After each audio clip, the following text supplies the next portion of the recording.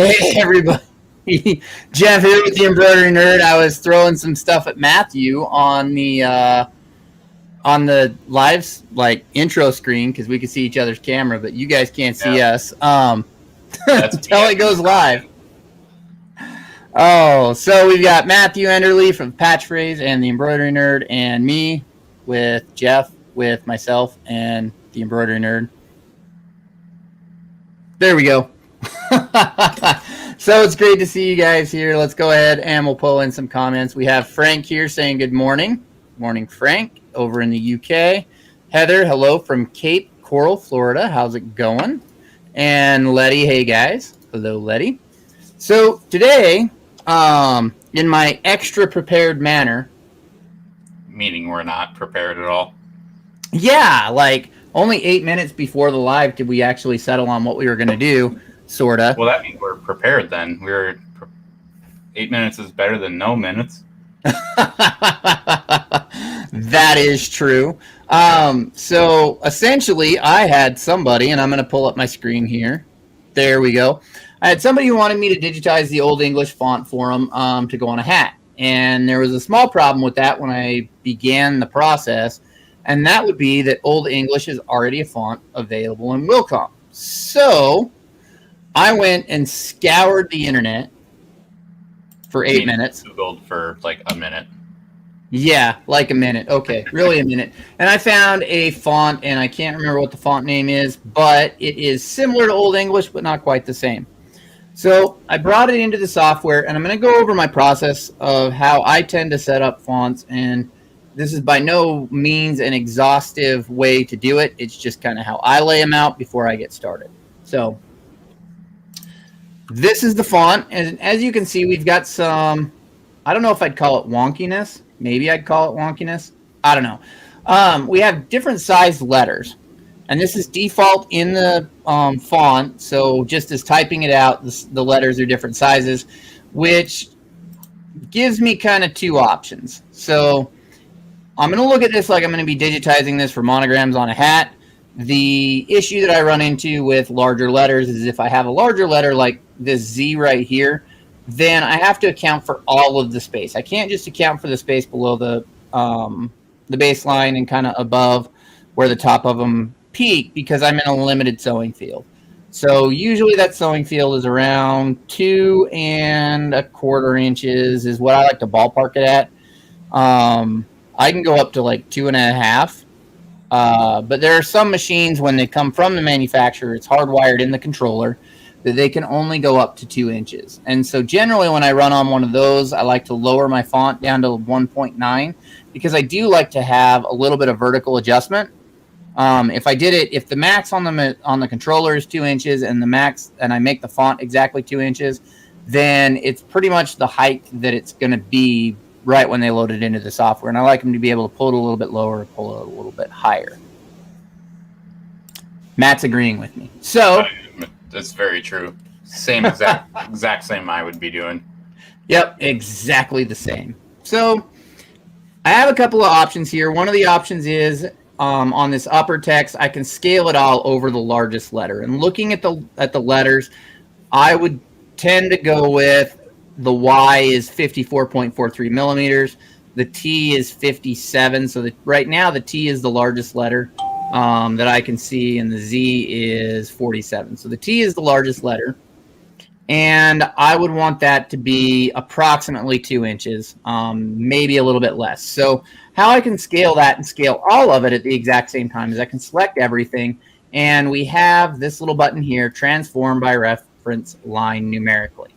So I have everything selected. I'm going to come up here to where my crosshair is lined up with the top of the T. We'll go down to the point and I'll draw a line. I'm holding the control key to make sure that it's staying straight. And now I have the option to resize too.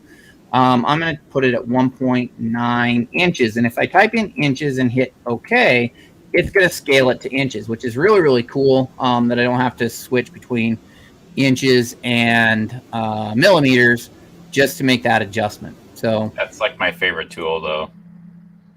To switch from metric to US. No, the scale by reference line. Yeah, Because it was one of my favorites when I found it. I was actually in a different software, and they said every software should have this feature somewhere, and then I started looking for it. I'm going to grab a couple more comments here. We have Trish. Good morning from Western Australia. Good morning. And Belle is from Tennessee. Hello, Belle. How are you? So we're going to go pretty casual on this one. If you guys have any questions, embroidery related, feel free to drop them in the comment box, and maybe we'll get sidetracked a little bit. Oh, we will. That's the goal. We will. It's one of those things. So if I was going to save all these letters as an actual font, what I would do is I would define my baseline on every line, which I would put roughly right there at the point of the V, and it's a little bit high on the X. I would come up here and do the same. That T really drops down, and I don't like it, but we're stuck with it now. And so I draw my baseline on pretty much all of the letters, so that when I would go in to actually assign these as letters, I have to specify the baseline. And so I need the baseline for that reference portion. Why can't you just auto-digitize this? They're just shapes. Yeah, they're just shapes. So we have Teresa, hi, from New Zealand. I'm going to guess New Zealand. Hello, how are you doing today? And we'll hit a couple buttons here on my keyboard so I can hear Matt a little better, and maybe I'll throw something at him later. I haven't decided yet. I got my force field up. It's called a screen, and it's in between us. Yeah, bought it from DARPA. Yep. So the next thing I need to consider when I'm looking at this font is this font has a lot of very, very thin lines. One of the things that I like to do when I bring in something like this right at the beginning is I like to hit the M key on my keyboard, which gives me my measurement tool. And I'm going to measure some of these widths. And we're at 0.4, 0.29 millimeters. You guys can't see it, but it's really thin. So a lot of these lines at that thickness are going to have to be either run stitches, or I'm going to have to actually bump out the width so that I can do them as satins. It's one or the other. I can't do both. Maybe I can. But the important thing is if I make that decision, if I decide that I'm going to do a run stitch right here, I need to make that decision and stick with it. So it's got to go unilateral across the text so it all looks uniform. That's an important part. Maybe. Big word. Big words. So looking at this is also, I'm digitizing this so that it can be sewn on a cap. And there is a minor issue with generally how I would do this is I would go from the center out and the bottom to the top.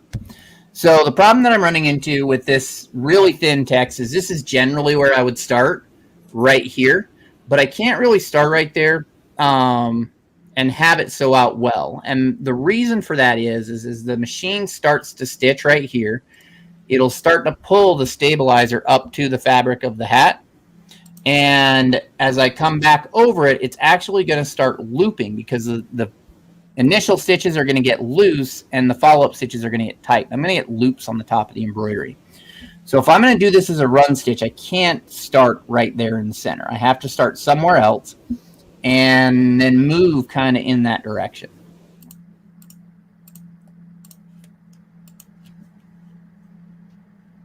I was waiting for the head nod.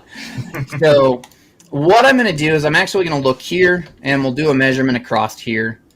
And it is roughly 3.39 millimeters is what my software is showing. So I would actually start right here, or I could start up here. It's not overly critical because it's not huge. This letter is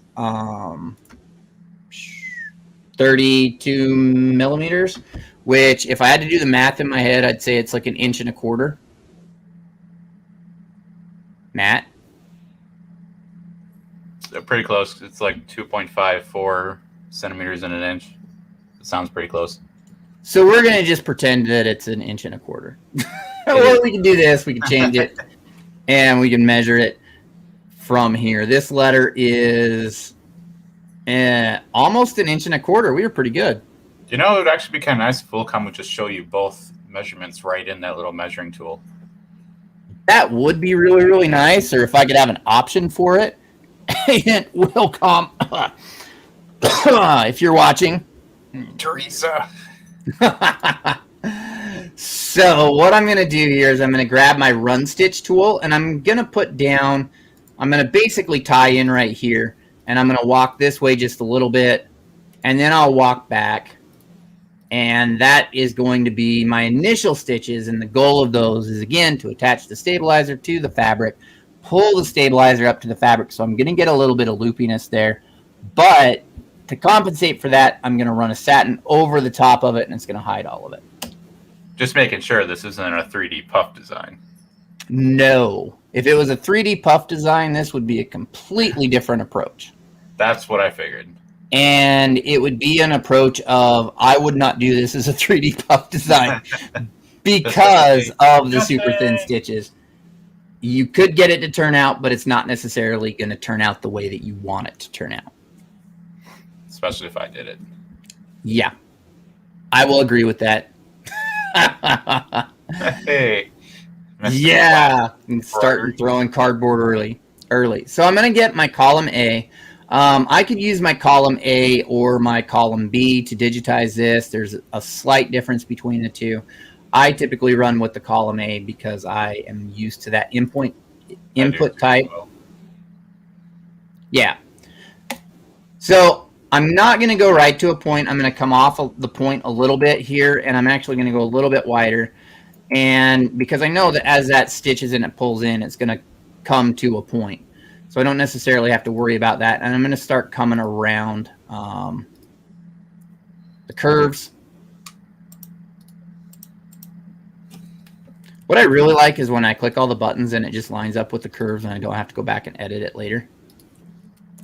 That is not the case with this one. But it would be nice.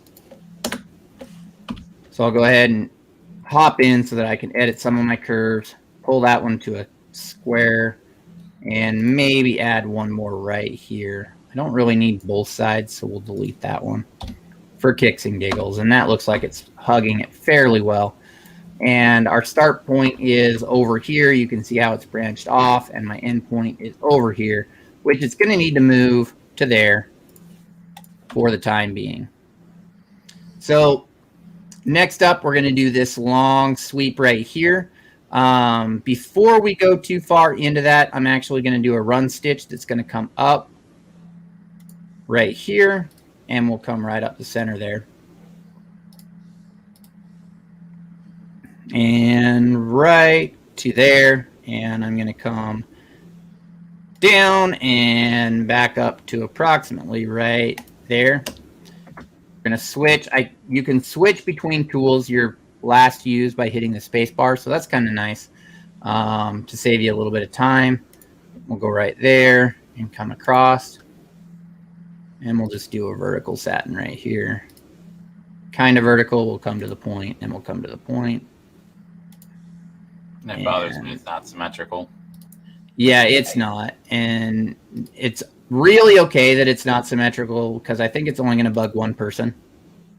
Well, I mean, it is supposed to be calligraphy, but not necessarily, but not really. So I've done the singular satin, and now I'm going to run back up here, and I will come. I'm going to come up and go around.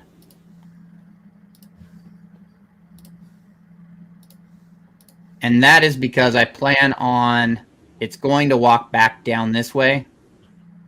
As it does a center run underlay is what I'm planning on using. So it's going to walk back around this way, and then it will do the zigzag, which will go back up, and I'm just basically cutting out one run stitch here. So I'm going to come to this little tail, and I have little tails on all of them. I'm going to do this little tail as a double run. So I'll come up this direction, and we will drop a needle point and come back down and around. And I'm sure everybody that actually knows how to digitize fonts is watching and cringing at the same time. Eric, stop watching. Stop cringing. So we'll come around, and again, we will follow the curves of this that's laid out for us. And I'm going to have to come back and edit some of that, and I'm not overly fond of that, but we do what we can. Do better, Jeff. Do better. Do better. Yep. And if you guys have any questions at all while you're sitting there in the comments supervising me butchering this, feel free to ask them. As long as they're semi-embroidery related, we could probably answer some of them. We might know something about embroidery. We might not. We'll find out. A little bit. I've forgotten most of what I've known, so. Me too. So I'm going to come, and I'm bumping this out just a little bit because I do want this to be a satin. And so I'm making sure that I can make it as a satin by bumping out the satin width a little bit there. And so now we have our lockdown stitch that's going to come here. We stitch this, we run up and we drop down and come back up and do this piece. And then we're going to come here, walk out this way and come back and do this piece. And of course, it is going to end right here for the next piece. Right there. And back to our input method here of choice.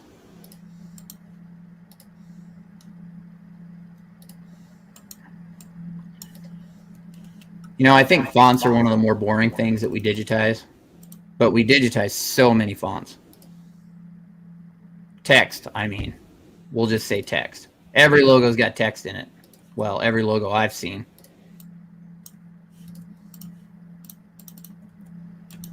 And I'll trim it. Predefined fonts, it's way easier for me. We'll go like that and trim it there. And I just keep checking into the comments to make sure that people are still alive in the comments. They're pretty quiet today. I must be very entertaining. You have me on the edge of my seat. Uh-huh. What's going to happen next? Ooh, a node. It's better than hearing bleep, bloop, bloop, bleep. Oh, I should turn on my noises. I forgot to turn on my noises. I am so fired.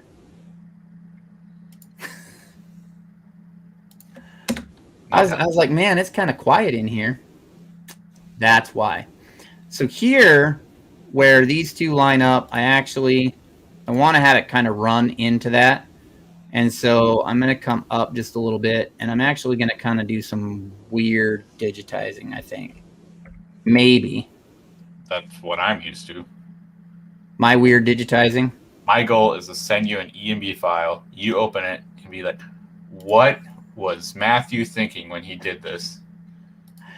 I've done that before. Well, maybe. I don't know. I want to do a design where there are 200,000 stitches and it's only a 4x4 design. I think you've done that before. That was you. That was me? Yeah, you had like 192,000 stitches in one bobbin. Yeah, that was a horrible, horrible experiment. It did not work. Which is why you guys don't ever see pictures of it, because it did not work. Well, you got two comments over here. You got one from someone named Amy Fuller. Saying, yeah, nobody knows who that is. For those of you that don't know, that's my sister. Yeah, a banner. We need a banner. That's Amy.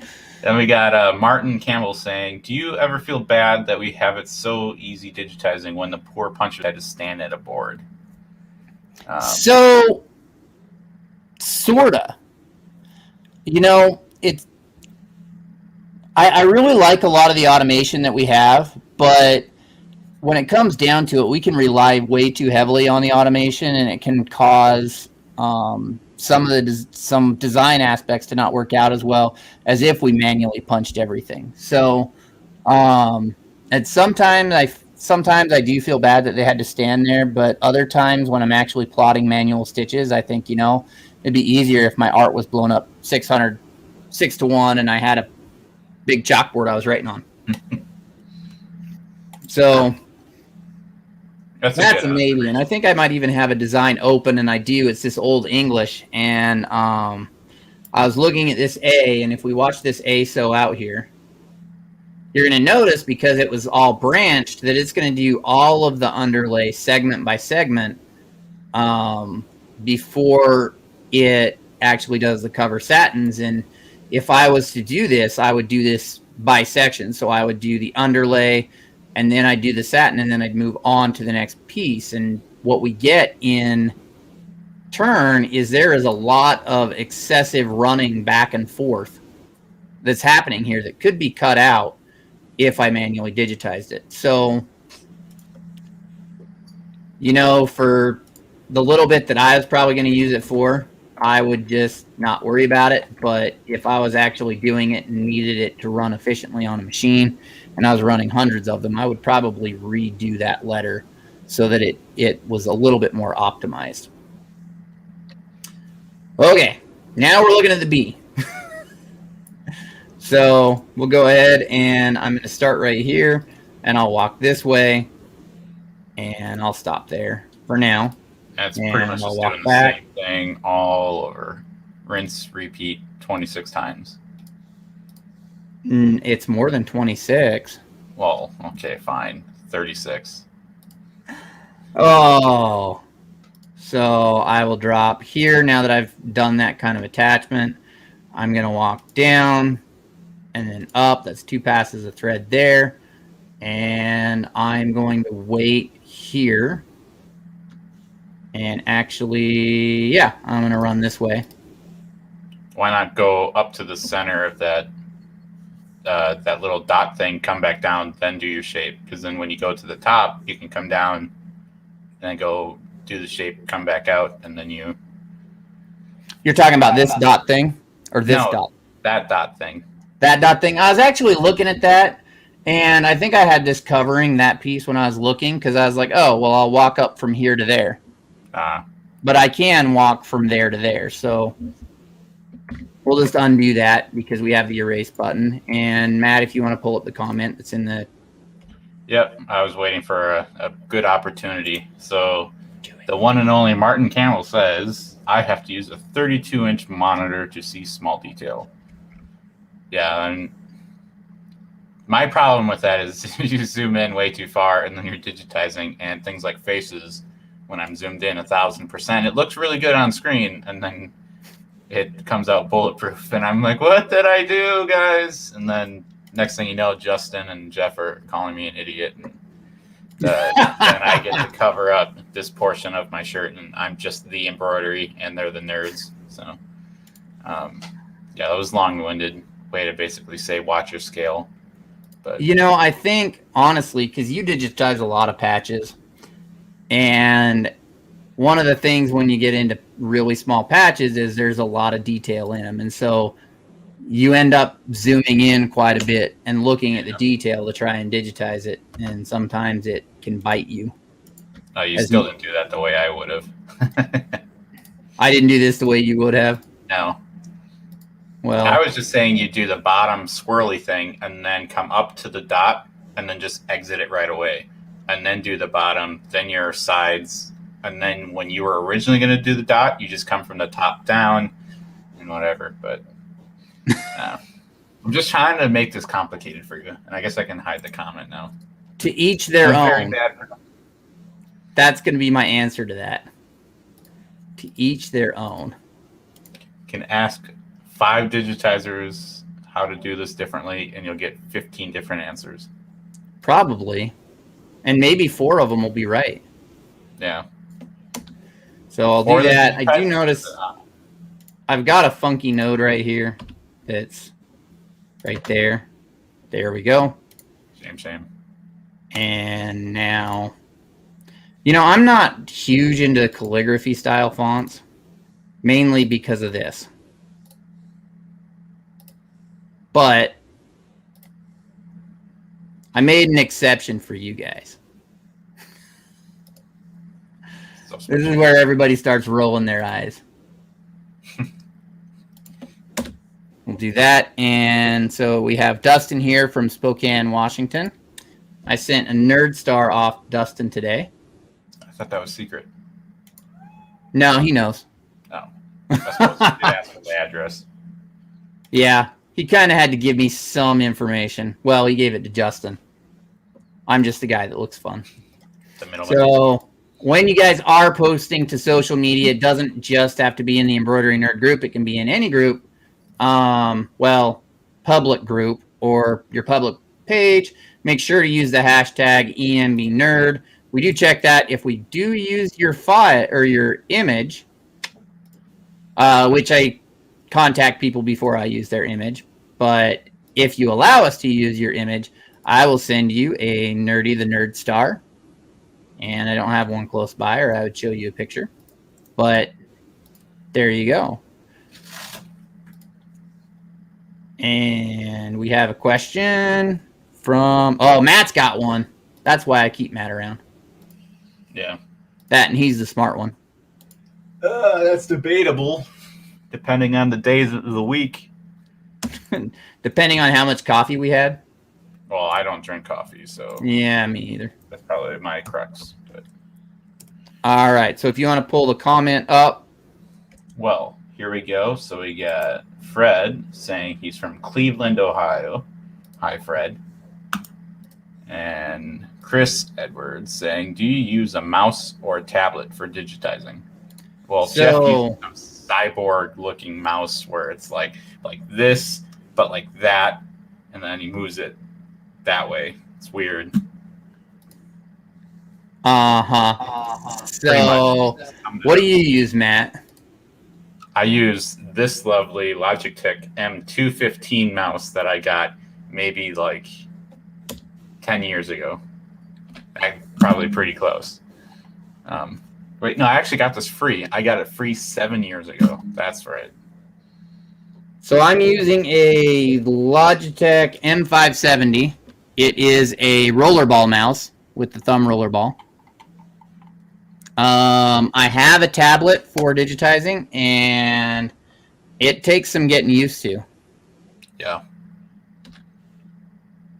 I know Ramona uses a tablet with the screen on it. So does Justin. But mine doesn't have the screen on it. It's just the Wacom, whatever, Intuos Pro 5. But it's a small one, so it's only like this big for the actual screen real estate or surface. So it's, and it's not even proportional because my monitor is an ultra wide, so I haven't used it on this monitor yet. But it would be super unproportional. But yeah. I have a 13-inch Wacom. It lives underneath my keyboard, so I have a little glass shelf underneath my keyboard, and I can see the monitor underneath it. It's on a little drawer that I can pull out, and I can use it when I do digitize. I have found that while I can digitize with it, I'm not the most efficient with it because it takes this type of thing that I'm not very good at, the coordination. So I have digitized with it, and I can throw down nodes a lot faster, but my accuracy goes down quite a bit. And so I guess it just kind of depends on what I'm going for. If I'm going for accuracy or I'm going for... I think if you're using it to just quickly get something down, it might be pretty good, and then coming through with like a mouse and fine-tuning it up. But I don't think I could use it for full design. For everything? Yeah, I think I could. I just have to like retrain myself to be able to actually digitize. I know Ramona has one. I think Justin has one too. They've got a programmable like gamer's keyboard that they use for their opposite hand that has the keyboard shortcuts on it. So I think if I did something like that, I could probably be okay, but not 100% sure.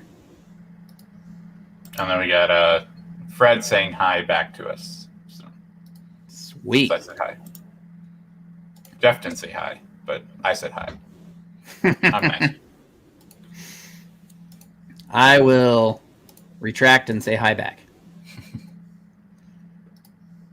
So as those of you may have noticed, Justin is not with us today. Yeah, he's got prior commitments that he entered into. Priorly.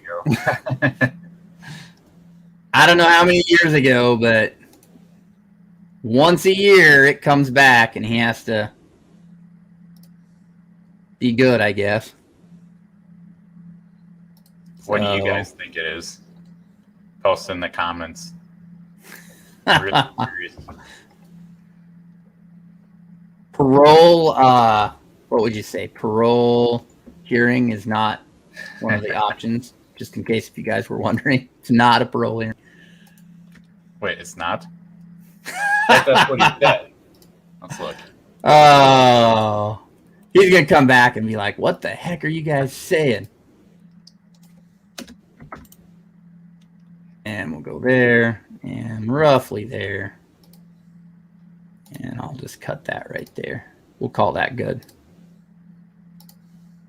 There. So one of the great parts about doing this is the end user will never really see the art. So shh, if I'm a little off, it's not the end of the world. That's the machine. Every machine sells differently. Yep, that's exactly what it is. I mean, we get a lot of leeway, I guess, with the machine and thread. We don't have to be nearly as precise. I was doing a vector for my laser, and I really had to get the lines exact. It was not as much fun. So we'll go there. I'm going to come up and edit this just a little bit since I'm here. And while I can think about it, it's actually going to be this one. And we'll go there. I'm not overly fond of how it handled this point right here. And I want to just pull those back a little bit. Well, it will push just a little bit, but not too much, I don't think. There we go. So we have Fred saying he's just watching and learning, not ready to actually do his own digitizing. However, he wants to learn, or he is learning to detect and see what some digitizers do wrong to make his work better. If you're looking for what digitizers do wrong, I have been rated on a scale from flat to textured before. Oh. I'm really hoping Justin's going to watch this later today. Oh, he will. We'll strap him down to a chair and duct tape him to it and make him watch it. Duct tape his eyes open so that he has to stare at it. I was going to mention, like when I started digitizing, it was not very good. I actually have my first piece over here because I try to grab it with the tweezers because it's outside of my reach. This is the first design I ever digitized and ran. You can see how awesome that is. That wing is broken off. There is actually 47 trims in each of these wings, or of the three sets. Yes, there's 47 trims. It is pretty dang bulletproof. I don't have my caliper around me to actually measure it, but it is essentially a 3D puff design without any foam. I know in Wilcom Hatch, I used the 3D satin because on software it looked great. And so it didn't look very great on this. But I know what was it? A year ago, we went to DAX and Eric had a course and he gave us some handouts basically saying how to dissect designs. So I had a microscope and basically started measuring patches that I had collected already and found out the densities, stitch lengths, and everything, and then applied that through settings on my own designs, and I think they turn out a lot better. Like this is where I'm at right now. I do remember that. I remember the microscope, the video of the patch under the microscope. Yeah, I think I have it somewhere, but. So Martin says, and 99% of the time, the customer doesn't know or care if the digitizing and stitch out isn't exact. Yeah. We definitely examine our designs and our embroidery a lot more than customers do. I've seen some customers be pretty happy with some subpar work.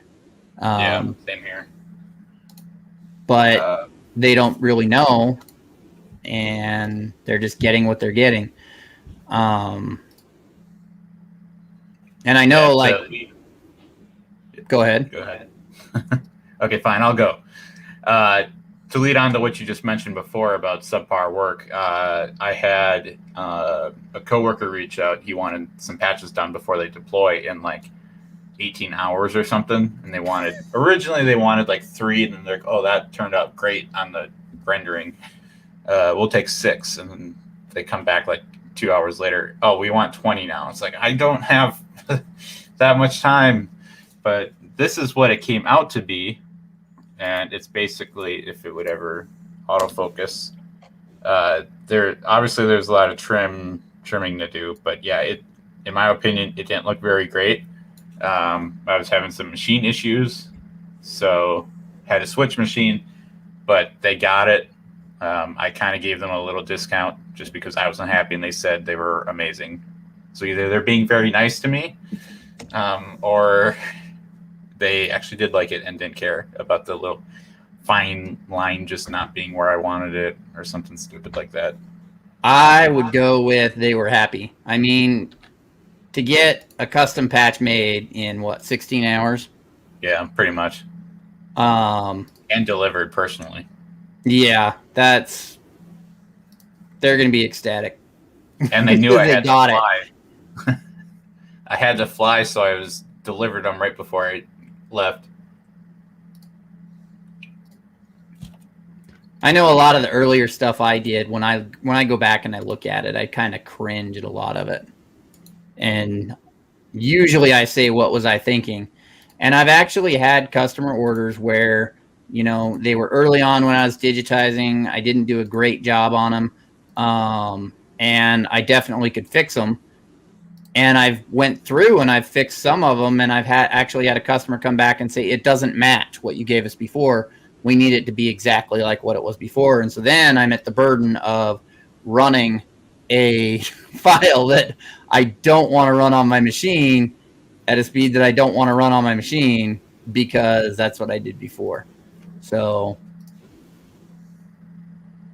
it's definitely a growing process. And I have upstairs in my other room,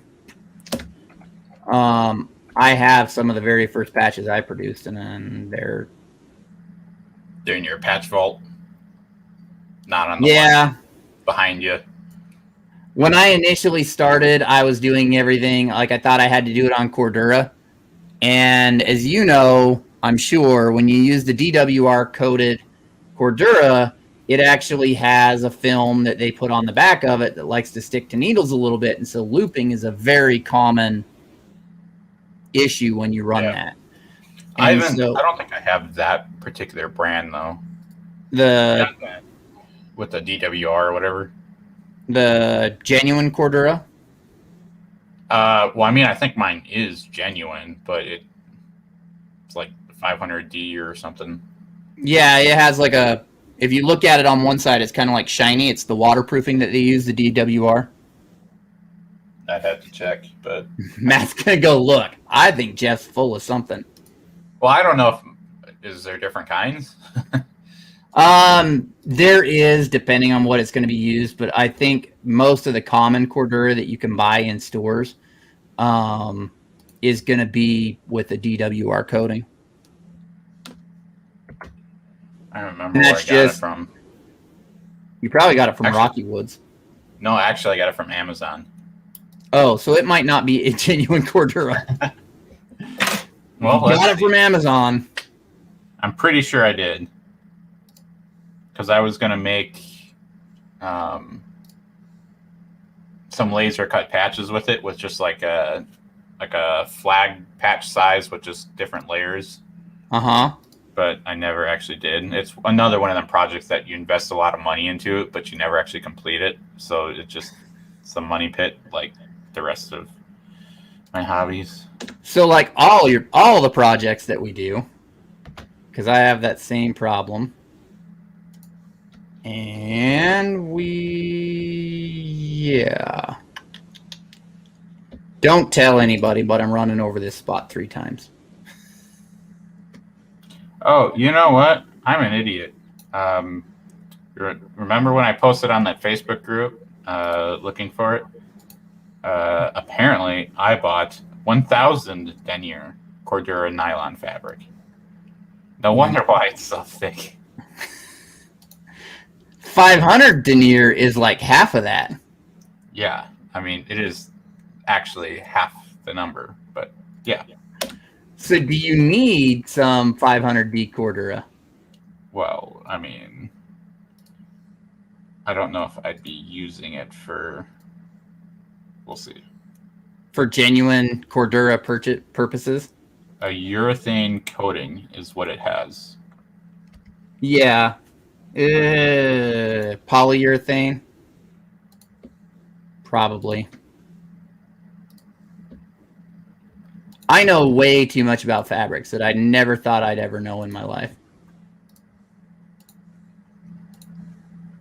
I also, so a lot of people don't know this, but my grandpa collected baseball hats. And he had, in his basement, he had exposed floor joists. And he would, anytime he went somewhere, he'd buy a souvenir hat, and he would come in, and he would hang that hat. He had them all displayed on all the rafters, hanging up in them. And he had thousands of hats. And I never in my life thought that I would have that many hats sitting around my house. Until you got them all. Until embroidery. And now I have boxes and boxes of hats. So you're the one with all the Richardson 112s. You know, sort of. I have probably 25 or 30 of them in the more popular colors. Which one is this? The dry duck? Yeah. Yeah, they're my favorite, the dry duck hats. Yeah, I like these. And we've got Eric. I would have loved to have seen that collection. I'll see if I can find, Amy might have a picture of it because Amy has pictures of everything. But he, when he passed away, there were a lot of hats at Goodwill. A lot of hats. I know my grandfather has a bunch too because he was a farmer, and anytime the farm supply truck would come, they'd have like a new hat or something from like a vendor, or you go to a farm trade show. It's in Wisconsin, so I mean it's huge, and cheese curds everywhere and beer, so definitely a place to go. But and get all the free hats you can. Yeah, that's big in the farming communities, all their free hats. I mean, my everyday carry hat is a Case IH hat, so. You know, interestingly enough, my very first job was at a Case IH dealership. The world is so small. I know. I was stocking shelves and filling buckets of oil, hydraulic oil. Fun times. Sounds like a OSHA hazard. You know, Jeff, don't drink the oil again today. The filling of the oil was not that bad. The carrying it up a ladder onto a second floor to store it, yeah, that would be considered an OSHA hazard now. Yeah, probably. But 16, they were giving me money, so they said move this up there. I was like, okay. The things we do now. Oh, I'm gonna have to go fix that. So we have Letty posting a brand name for a seed company. I've never heard of that one before. You haven't? That one. What? The Cobb? Yeah, I haven't heard of that one. I think. I mean, it's like that thing where like you're put on a spot and you can't remember the name. The only one I can think of right now is Young, and then Pioneer. So to be those were fair, there's a DeKalb seed farm 6 minutes that way. So we've got that. Yeah, I mean, I was just taking the super heavy seed bags from the ground and trying to get it onto the planter when I was knee high to a grasshopper. So I didn't really look at what was on the bag. It was more of just huffing it up there. Yeah, they just told you this needs to go there, and you said okay. Yeah, pretty much. That would be what yellow, I would say too. It was purple color. Don't eat it. It's pretty much the extent of my training. And then the next comment is from Martin. He loves walking into fabric shops and watching the ladies look at him like he's an alien and asking for something that they have never heard of, or showing them projects he's working on and their heads pop. I get that every time I go into Joann's because I honestly don't really know what I'm looking for, and I don't really know where it is, so I'm just walking around. And here in Omaha, I have a hard time getting anyone to actually be nice to help. I don't think they really think I'm serious or whatever. I don't know, but yeah, so I pretty much am sitting at the store sending a picture of the SKU to Jeff and like, is this the right stuff? And then he doesn't respond in time, and I just buy it and come home, and it's not the right stuff, but I make it work. So my local quilt shop, I can walk in there and not have gone in there for a year. And I walk in there and they know my name because I'm the only guy that comes in that's not being drugged by his spouse. So they remember me. I don't know. I haven't decided if that's a good thing or a bad thing yet. I'm on the fence. Yeah, they see you park and they start bringing all the embroidery machines up to the front and sewing machines. Yep. Special. Yeah, I've only gone in once or twice with the wife, but usually that's around Christmas time, and we just end up looking at nutcrackers and yarn figurines of reindeer. So that's pretty much that. She could care less about what's all down here in this room. Until she needs something from it. Yeah, unless if I make a nursing or an animal-related patch, it's hers. You mean like a... Yeah, never mind. Yeah. We're not going to talk about that. I don't even know. Okay, I guess you have to put that in the private chat, because now I'm... now it's going to bug you. So Letty says that you used to have signs. You can bring that one up. There you go. Posted if you were if your farm was a trial seed farm. So in my area, because I'm in Iowa, and naturally when people think of Iowa, they think of all the corn. And we have trial seed farms, and they do have their signage up. We also have a university right here. And the university has trial seed farms, and they do that. I remember throwing bales of hay onto a flatbed and then hauling it home and throwing them up into the loft. Here. I remember doing that too, so don't feel too old. But yeah, a lot of the farms here, they still have all their trial seed information posted. They also, here they do something called, and my brain just stopped working, Matt. I completely forgot what it was. The crop rotation? Well, it kind of is like that. You walk the field and you break the detasseling. Detasseling. Yeah. Detasseling. The wife did that for a lot of years, and to me it was just like, why would you even do that? It's good money in Wisconsin. I mean, yeah, it's good money. I mean, it's a lot of manual labor, but detasseling is very popular in Iowa and Nebraska and I think South Dakota, and then like I talk to people about picking rocks by hand, and they're like, "What? Why would you do that?" It's like this. Yep. And like I remember as a little kid, my dad would just take a pitchfork and shove it in the steering wheel of the tractor and put it in one low, or what that tractor had creep, so one creep, and it would just drive itself at like less than 1 mile per hour, pretty much.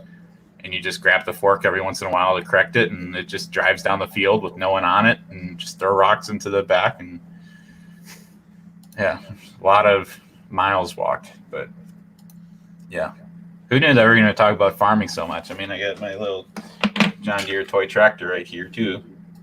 I know, you should you should pull up Farm Simulator. We'll just turn this into a Farm Simulator live. I mean, I do have it on my other monitor. Well, not on right now, but maybe we could do a multiplayer. The Embroidery Nerd Farm Simulator multiplayer. Oh yeah, if you haven't played Farming Simulator, it is hella fun with multiplayers, and especially when you get bored of doing it professionally and you just do demolition derby with 2 tractors. So it's all right. So I digitized this point here. I came up and I digitized all this, and then I walked down and I walked back up. I do want my stitch to go over, but I don't want it to look like a run stitch. So a lot of times what I'll do is I'll digitize the run stitch on this side, and I'll do one singular stitch that runs across, and that is going too far for my liking. So I'm actually going to run it here and back here and up again, back one more time, and then I'll come over to right about there. And so now I've got this funky little stitch there, and I'm going to move that to a 8mm stitch length. And now I've blended in my jump with the satin stitch. Wow. That's what I was expecting to happen. Yeah, good job. So we didn't miss a comment. We're bringing up a relevant comment. So we'll go back to Fred. He has a hat question. He said, I had problems making hats and then found out the previous owner of my machine had screws with the machine settings nobody should ever touch. Which hat should I restart my trials with? That's a good question. Well, that's kind of a loaded question because it remember, any issues he has is directly your fault. I know, that's exactly why I'm stumbling here. So right now, as far as really popular hats go, the ones I do the most of are FlexFit 6277s and Richardson 112s, and you'll find on the internet that neither one of those are regarded as the easiest to do. So if I had to pick one, I would do the Flex Fits over the Richardsons just because they're a little bit easier for me to hoop. Honestly, if I was just kind of easing into it, I would do unstructured hats for a little bit. You're not going to have nearly as many needle breaks because you don't have that structured panel that's bouncing up and down that you have to worry about. So you can do some unstructured hats and kind of get your feet wet. And then when you start building confidence, you can go to a structured hat, or you could jump into the deep end and buy some Richardson 112s off the black market because they're not in stock anywhere right now. And you could just go for broke and try that. You might have some needle breaks, you might not. A lot of that I've found depends on your hooping. So I know Justin likes I think it's the CP 112s, which are the Sanmar brand of 112 hats. They're kind of like Richardson's, but they're not Richardson's. Honestly, when I buy hats, see, Martin says here, Walmart usually has $3.99 hats to try out, but yes, FlexFit and Richardson's are good. Actually, how I came on these hats, these dry duck hats that I absolutely love, they're the Dry Duck Heritage Twills, is I was ordering from SS Activewear, and they put these on clearance. So I was able to pick up 50 of these hats for $1 a hat. And it turns out that I really like this hat after embroidering it and wearing it. So now I keep watching and hoping they'll put them back on clearance, and they haven't. So I guess you could look at doing that too when you're placing an order with your vendor, whether it's Sanmar, S&S, Carolina Made. You can look at what hats they have on clearance and pick up a couple of those. You're going to get some that aren't the greatest quality. I have some that I don't really like, but for $1 a hat, I mean, Walmart, I bought some Walmart hats that were $1 a piece on sale at Walmart. So if you're just getting back into it to try and get your feet wet and you're going to be running your own stuff, then I would definitely go for the least expensive hats to get your practices going, and then you can jump into the better hats. But if you've got a customer order that they want some nice Richardson 112s, if you find some, let me know, and then you can try embroidering on those. So that's my advice. Take it or leave it. It looks like he's going to go buy some $1 Walmart hats to do some trials on.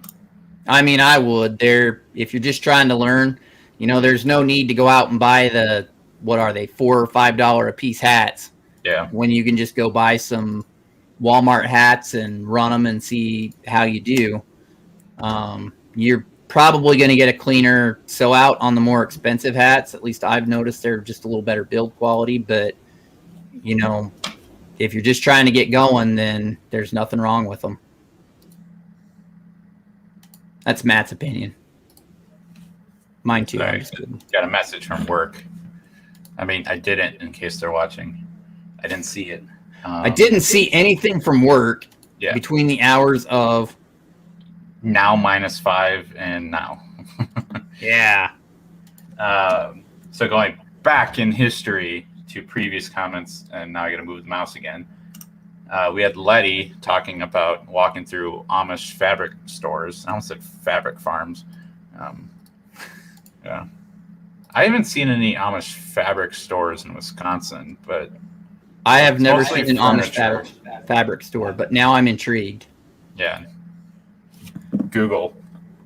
And we have a question in the comments. See, I'm kind of watching. Well, before that, Martin saying, did you notice how fast Jeff changed topics? Yeah, I agree. I'm a little bit of a space cadet. I can just randomly, whatever pops into my head comes out of my mouth, and it cannot be the best. Sometimes. What's the saying? 60% of the time we're off topic 100% of the time. So. Yeah, that sounds about right. Now, moving over to Ruby, we have, what's the best way to learn to digitize?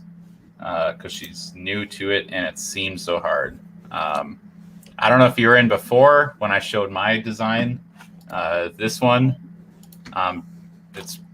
I learned by dissecting good designs is how I did it, and a lot of trial and error.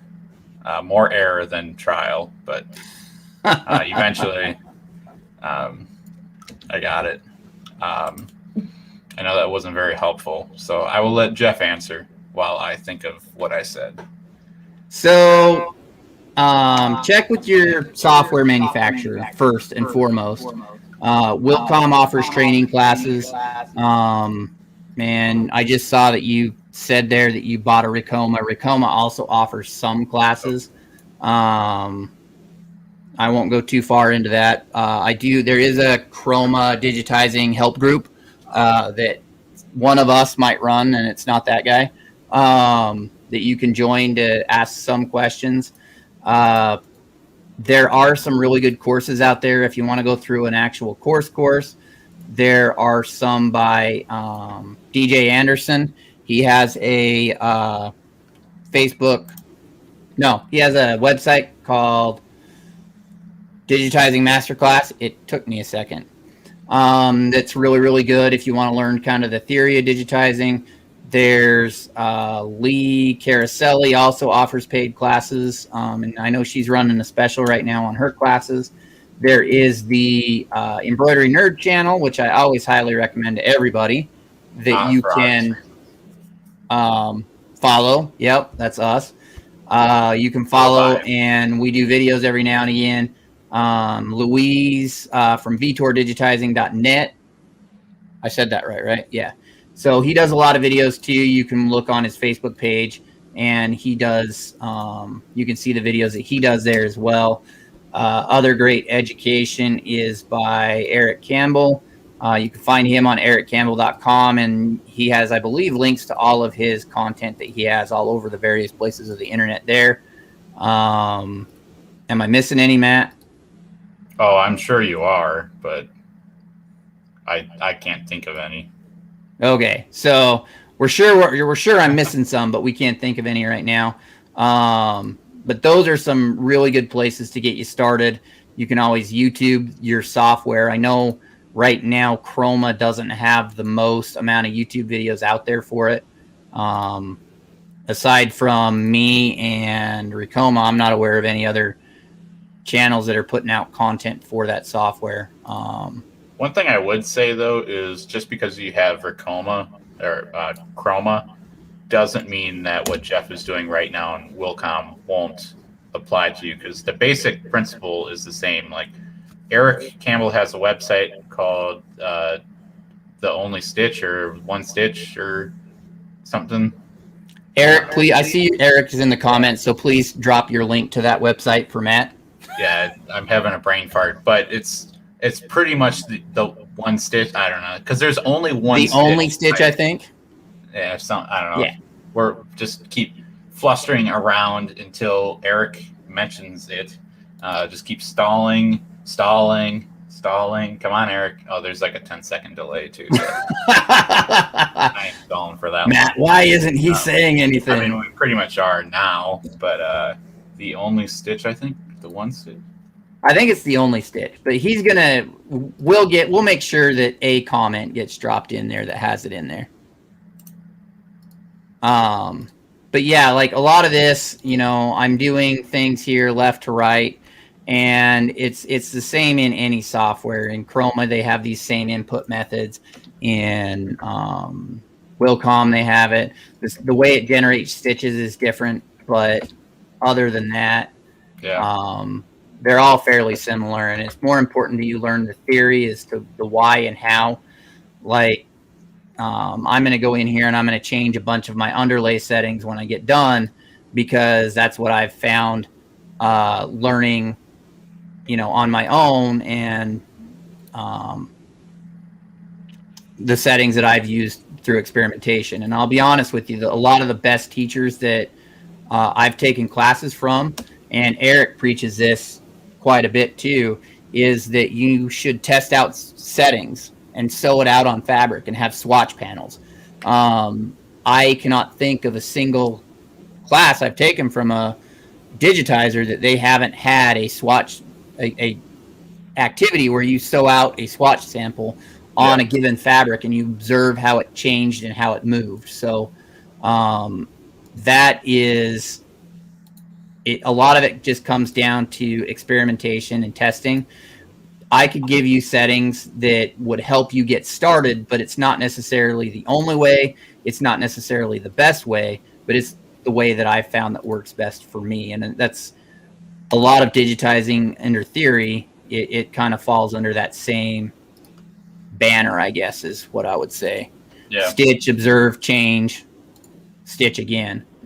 I mean, that's exactly how, like, for my patches, how I got the background to be exactly what I wanted according to the patches that I would normally buy. I made a basic design, and it was actually Hatch at the time. I just did, I think, a 1 by 1 inch square, and that was like the default setting. And then I just duplicated it into like a grid with a space in between so you could write next to it. And I basically changed a parameter in one column, and then in the row I changed another parameter so I could be like, okay, at this setting and this setting, it looks like this. And that's how I settled upon. I was like, oh, okay, I kind of like this third one and the second one over, and that's what I stuck with. So from then on, it's like, okay, I know what density and what stitch length to use for my backgrounds. I mean, it varies occasionally, but that's my default for like a patch background. Yep, and you'll see too with a lot of people that digitize, one of the things that really sets somebody that's seasoned that does it a lot versus somebody that's novice is, number one, how they approach a different object. I'm looking at each of these and I'm approaching them in a different way than Justin would or Matt would. But the other thing that really sets it apart is how many revisions they have to do. Justin has been doing this for 27 years. And so if you tell him what fabric it goes on, already in his mind, he goes, okay, it's on this fabric. These are the settings I need to use. And it's because he's had that experience of the swatch testing and actually sewing out on garments and, like refining those settings or learning what those settings need to be. So it just kind of, I hate to say it, but there is no shortcut to digitizing. You might have tools that make it a little bit easier, but there isn't really a shortcut that I could give you. I can't give you a specific formula because it varies depending on what it's going on. Yeah. And so there's no shortcut for experience. You have to try and you have to fail and you have to persevere and keep going. I kind of got into it there for a second, but yeah, and like I find, obviously, I mean, I've only been embroidering for, like, I actually started in like 2017, 2018, something, I don't know, whatever, irrelevant. So pretty recent, I would say. And I'm sure right before then, it was a lot harder to find information because everyone's like, oh, it's all trade secret. But now it seems like if you try something, you post it on a group like, hey, this is what I have. I don't like it. What can I do? You're a lot more likely to get some actual good help from it. I mean, if you've tried and failed, and I hate to put it that way, if you've tried and failed, people are more apt to help you than if you didn't try at all. And I think that's what Matt was saying. Yeah. I know I've seen it. Like I have a laser cutter, and there are groups that people are in laser engraving, and they won't even, if you don't show that you tried and failed, they will not help you. You will not get answers. They want to see that you've put in the effort to try and learn it yourself. So I know it's a little bit less in the embroidery industry that way. People are really apt to help give settings, but if you've tried and people can see that you're trying and you're struggling, they're more apt to help than if you didn't try at all and you just want answers. Yeah. I think I kind of wanted to finish what I mentioned before about when I was trying to think of Eric's website, theonlystitch.com. What I was trying to say is that all of these features that you see on Jeff's screen for Wilcom, there's a lot of like weird squiggly lines in the fills and outlines and whatever. It's all really fancy. That does stuff in the software, but the embroidery machine only cares about that one stitch, which is from this point to that point, or that point, so that you can actually see the 2 points. A circle is still two straight lines until it makes what looks like a circle to our eyes. And I think Eric will probably slap me if I'm wrong, but this design, I'm pretty sure he did in DQS or something, DQC, whatever, and it's only straight lines and no curve tools, I believe. Either way, it's pretty awesome, and if I'm wrong, then Eric can just say yes, it was, to make me correct. But there is one design I know for sure that he did. I'm pretty sure this was it, though. Yeah, I mean, the older software, they didn't have curves. It was you drew everything in straight lines, and yep, there you go, Matt. That's right. QDT, I was close enough. We'll go with it. Money. But yeah, that's where I was getting at. So if you don't need to spend the $6,000 to get a cardboard box with 2 USB dongles in it to digitize, you can spend technically you could spend no money and use that ink stitch or whatever if you really wanted to. You're not going to have all the features, and you're going to be doing things a lot more manually. Support might be limited, but you can certainly make high quality designs with it as long as you know what you're doing. It's mainly knowing the principles, which is where those classes that Eric, I meant Jeff. What Jeff mentioned, like the classes that Eric does, and the masterclass link that we posted, and some of the other ones. So my brain can't function very well, and that's that's how I more so learn how to digitize and actually get par quality designs. So, all right. So we are coming up on. We're a little over the hour actually. So we'll run through the rest of the comments here that Matt. I don't know where you left off. If you want to go grab some of the comments. Let's see. So swatch testing is huge. Speaking of patches, I just got feedback on a job I did for the Boys and Girls Club. The Fuller border made such a great impression. Thank you, Jeff, for bringing the one and only Fuller border to existence. That's what this guy is. I don't know why I held it up to my microphone. Like the microphone is going to work, and I've already showed you that one not many times.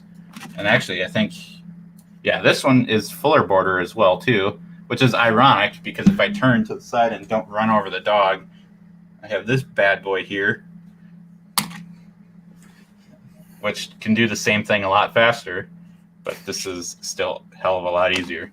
So yes, I agree with Letty. Thanks, Jeff, for bringing massive good things. This is why Matt can't word today. I will never deliver a eulogy.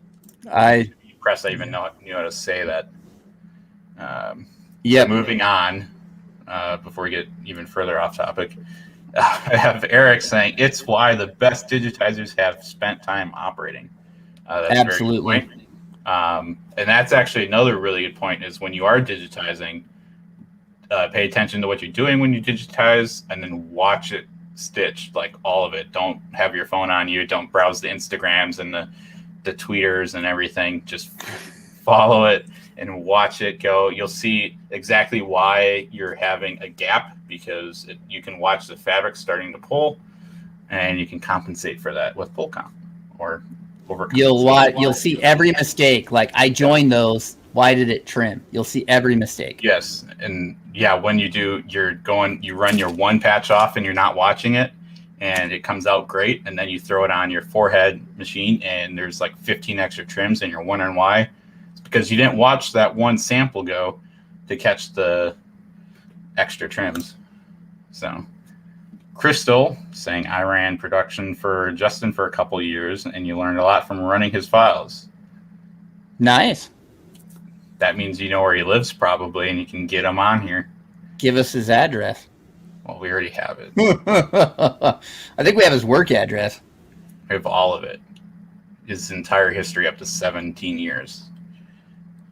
Just kidding. That's kind of creepy. It's only 15. Anyways, Ruby says, thank you guys. I appreciate you all. What programs do you recommend? That is a dirty subject. I will say what I have. But I have Wilcom E4. That is a CO2 detector on top. It's just sitting on top of the box because it fits there. And I have Wilcom Hatch. And I have another software over here somewhere. I don't know where it is. I just made a huge mess. I have this one that I got. I used it all of one time and never actually sewn anything off. This is meant for like if you have a tablet for like actually drawing something, and having brilliance as well. Trying to use a little bit more, and that's what I have. And then this guy has way too many more. Yeah, way too many more. Regularly, I use Wilcom and Brilliance. So those are the two that I find myself using the most lately.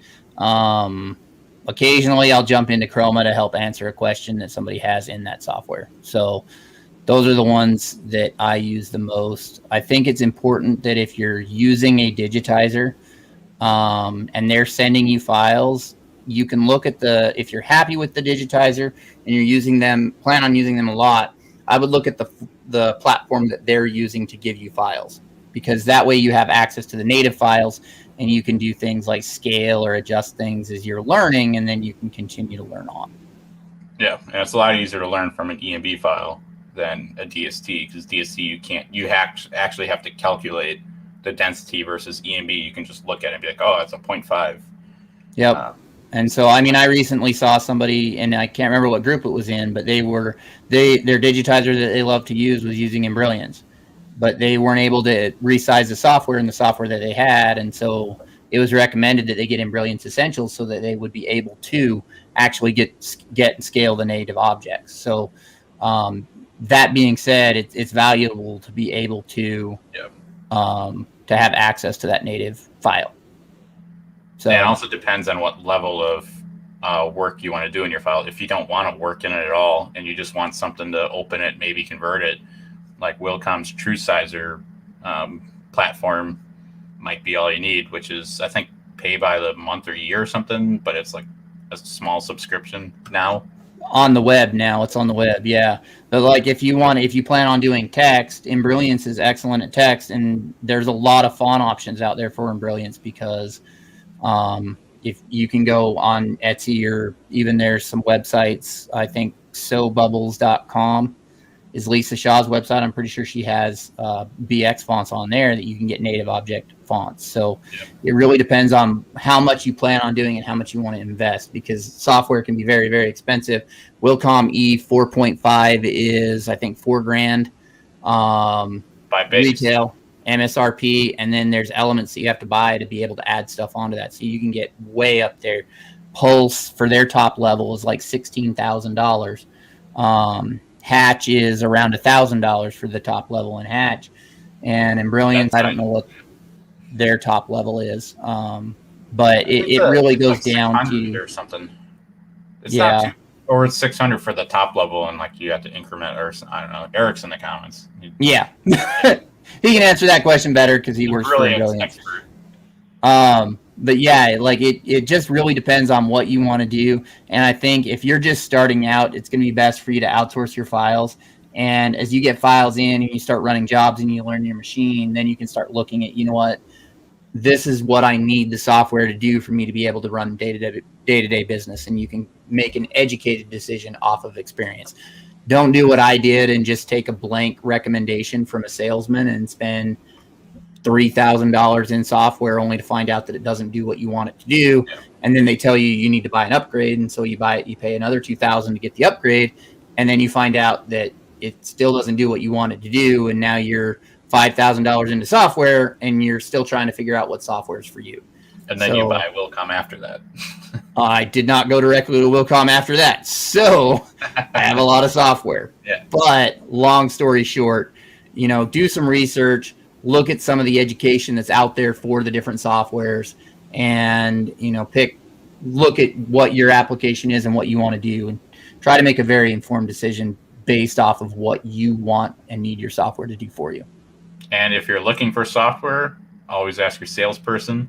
I don't know why I play with dangerous objects all the time, but ask them if they accept trade-ins. And a lot of times you can get some software that you wouldn't ever use normally and trade it in and get pretty decent discounts on it.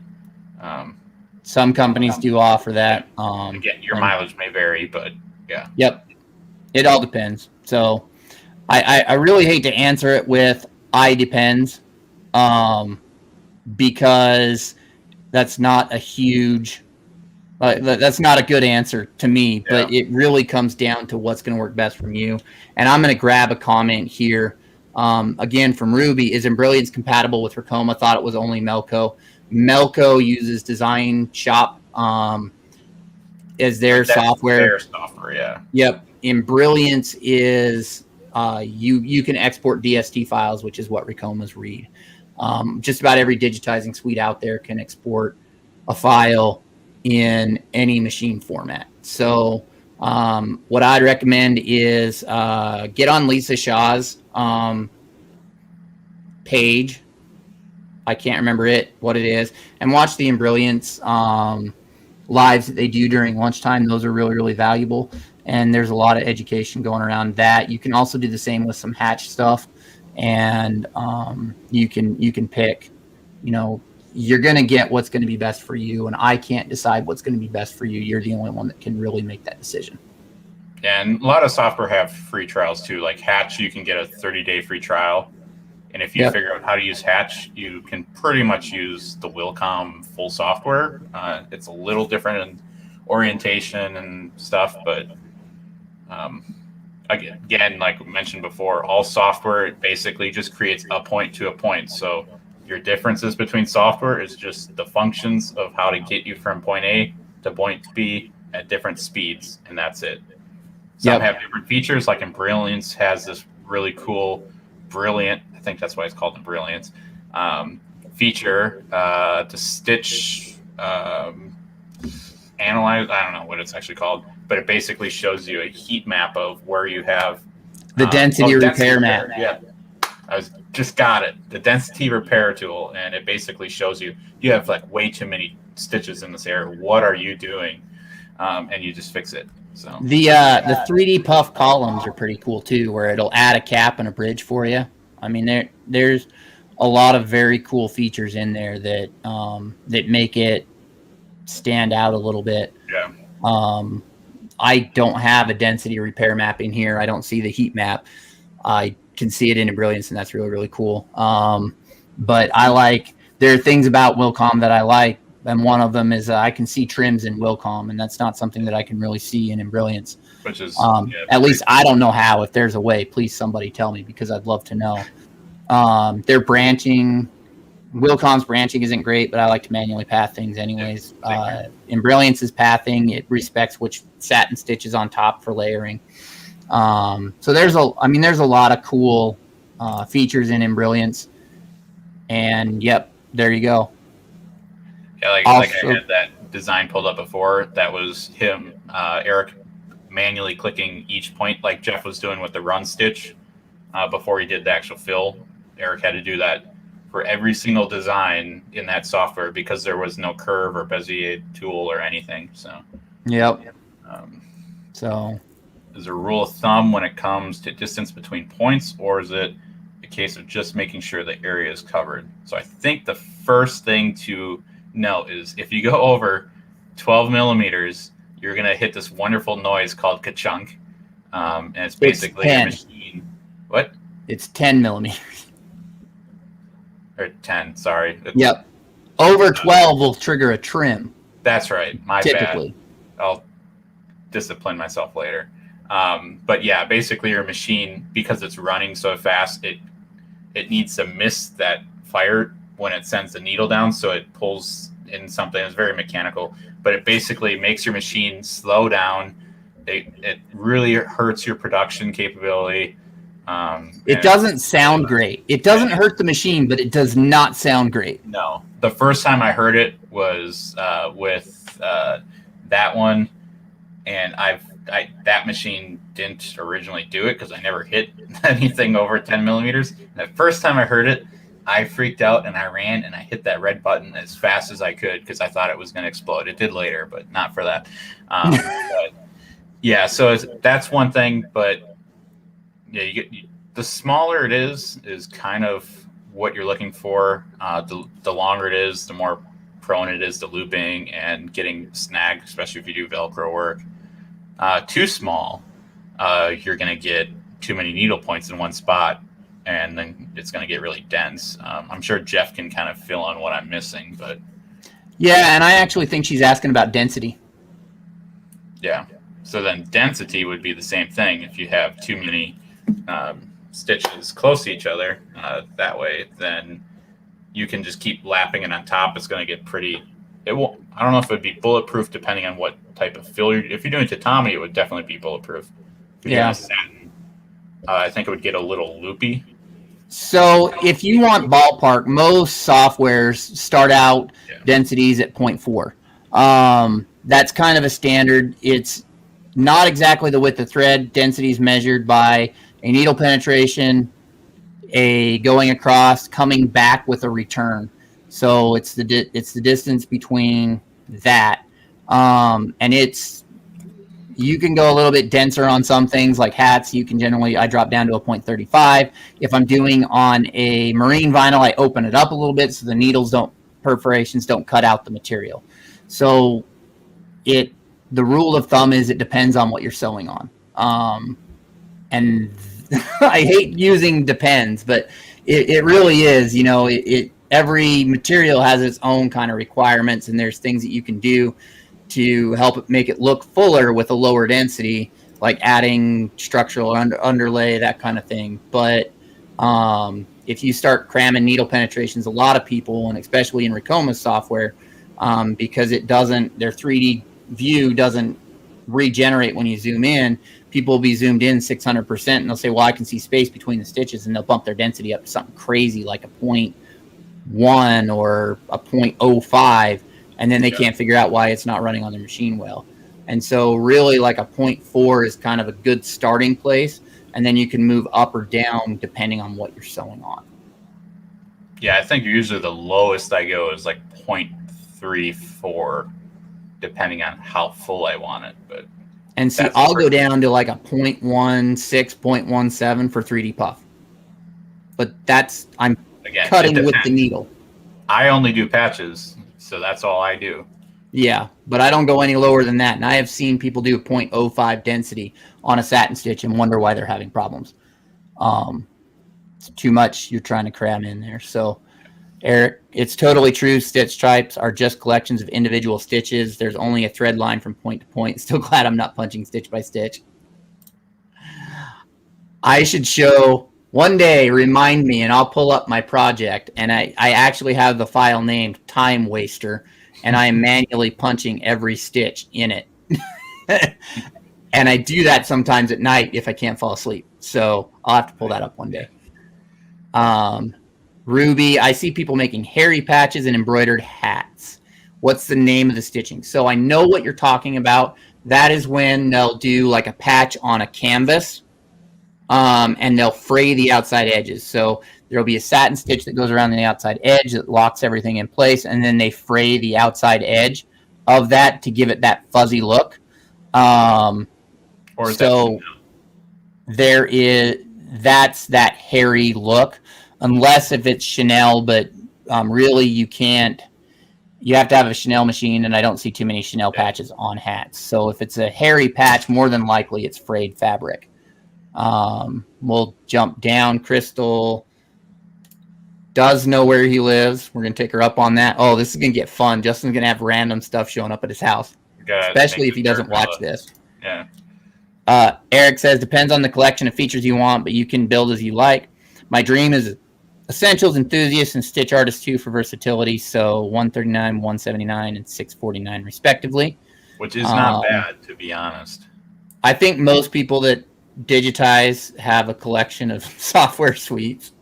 And I mean, what was that, like $900 or something? Sounds pretty scary and pricey, but you're using the software to make money. So, I mean, depending on your production flow, it might take you less than a month, or it might take you a few months. But yeah, that's one thing I've noticed. People will spend $20,000 on an embroidery machine, and then they'll be like, "Well, I want free software." Yeah. I mean, if you're gonna invest in yourself, not only like when you shop for a machine, you pick something that would work for you. You should do the same thing with software. You need to pick something that works for you, and you might find you have Ricoma's software. You might find just in digitizing in that a little bit that, you know what, I don't like to digitize, and now you haven't spent $2,000 on software to realize that you don't want to do it.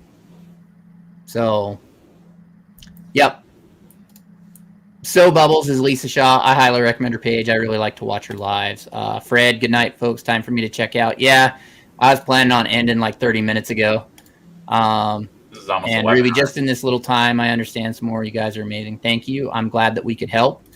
And if you do have questions, you can always ask in the Embroidery Nerd group. If you're not in the Embroidery Nerd group, please make sure that when you request to join, you answer all of the questions. If you do not answer all of the questions, we will decline it, but we won't block you. So you can always come back and request to join again, but make sure that you answer all the questions. I highly recommend following our Facebook page. If you're watching this, you're probably on our Facebook page, as well as our YouTube channel. We're putting some stuff up on the YouTube channel, and I'm not announcing it on Facebook. So the only way to get that notification is to go to our YouTube channel. I highly recommend following that as well. I'll put the link in the comments. Matt will put the link in the comments. We have Trish that says, thanks, guys. We're happy to help. Okay, that makes sense. Appreciate your time. I'm glad it's helping, and hopefully that it helps you out too. We have Eric here. Eric put a comment of, this picture will show how to measure density. That's a great resource. I know which one it is too. I was going to show it, off of his course material, but I didn't want to upset her if that would. But we'll let him go ahead and give you that link. You can look at that, and it'll show you how to measure density, and that'll help a lot. It's like a cute little cuddly Care Bear, so I don't think he would be upset. Yep, and we have Martin here. Thanks, guys. Have a great night. Yep, you do as well.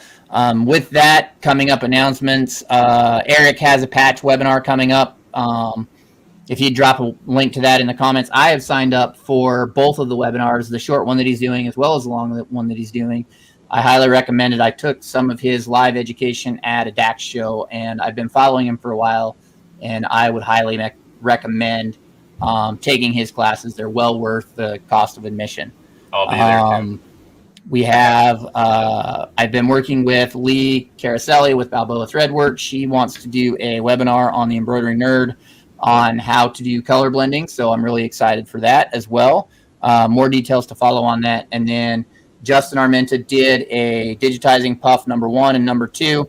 Both of them turned out really, really great. I highly recommend checking those out. If you haven't, you can catch those on a replay. The replay is available for purchase. But they're both, I really learned a lot in both of them, and I highly, recommend the cost of admission for that too. So Justin's third one that's coming up is coming up, and it's an advanced 3D puff digitizing, and we're excited for that. And Matt has one more announcement.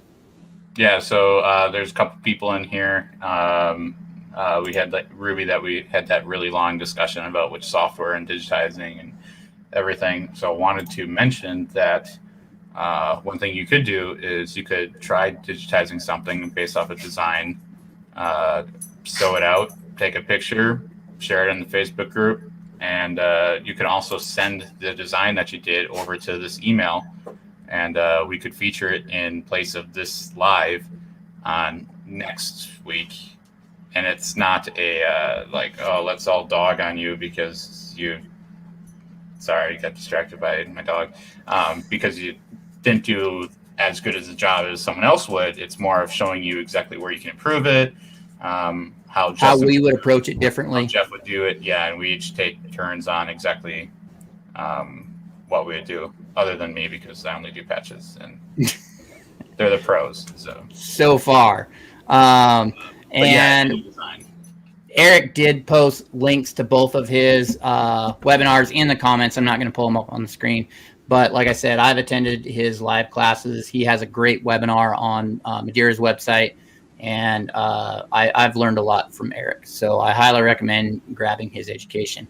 Other than that, that pretty much sums up everything we had. I'm really glad and thankful that you guys hung out with us. We have 7 watchers according to my software, which is great considering we went an hour and a half. So thank you guys for hanging out with us. If you do have questions, you can always post them in the group. And if you do have a design that you're struggling with, you can always email that in to us as well. And Matt's playing with the tickers now, so that means it's definitely time to go. But with that, that is Matthew Enderly from Patch Phrase. I am Jeff Fuller from Fuller Embroidery Works, and we are both with the Embroidery Nerd. Thank you guys, and have a great night.